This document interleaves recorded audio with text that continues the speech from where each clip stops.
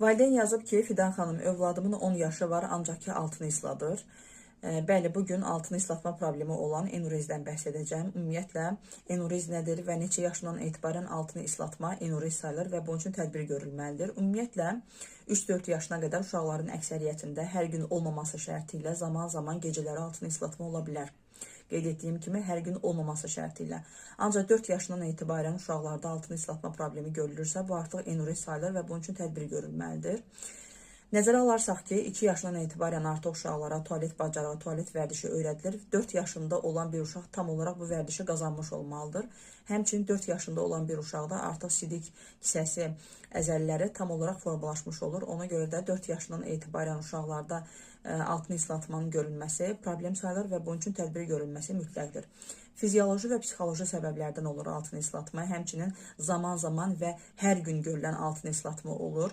Yalnız gündüzləri, yalnız gecələri və yaxud da həm gecələri, həm gündüzləri görülən altını islatma problemi olur. Uşaqda əgər gecələri altını islatma olursa, burada yaş faktoru çox önəmlidir. Qeyd etdiyim kimi, əgər hər gün olmursa və uşaq 3 yaşı varsa, 4 yaşına qədərdirsə, bu yəni normal qarşılana bilər. Yox, əgər tez-tez baş verirsə, artıq pediatr həm də ki, psixoloqun müayinəsi mütləqdir. Və yaxud da əgər uşaq gündüzləri altını isladırsa, uşağın əgər zəkasında heç bir problem yoxdursa və bu tez-tez baş verirsə, burada həm fizioloji, həm də psixoloji səbəb ola bilər. Və yaxud da ki, uşaq həm gecə, həm gündüz altını isladırsa, burada fizioloji səbəbin olması çox ehtimal olunur və ona görə də pediatr müayinəsi mütləqdir. Ümumiyyətlə, hansı səbəblərdən olur? Fizioloji səbəblərdən ola bilər. Deməli, burada sinir sisteminin yaşa uyğun formalaşmaması, genetik səbəbin olması, sidik yolu infeksiyaları, sidik yolunda hər hansı bir pozuntunun olması, sidik hissəsinin həddən artıq böyük və yaxud da ki, kiçik olması, böyrəkdə problemin olması, uşağın yatana yaxın mayeəni həddən artıq çox qəbul etməsi uşaqda fizioloji səbəbdən enuriz yarada bilir.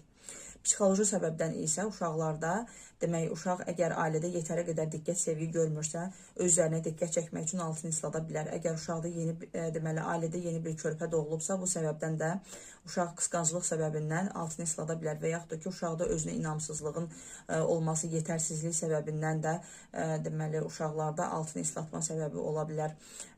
Bundan əlavə, əgər uşaq travma, ani travma alıbsa, məsələn, zəlzələ olubsa, uşaq əməliyyat olunubsa və yaxud da yıxılıbsa, travma alıbsa, cinsi istismara, cinsi təcavüzə məruz qalıbsa, bu səbəbdən altını islatma ola bilər.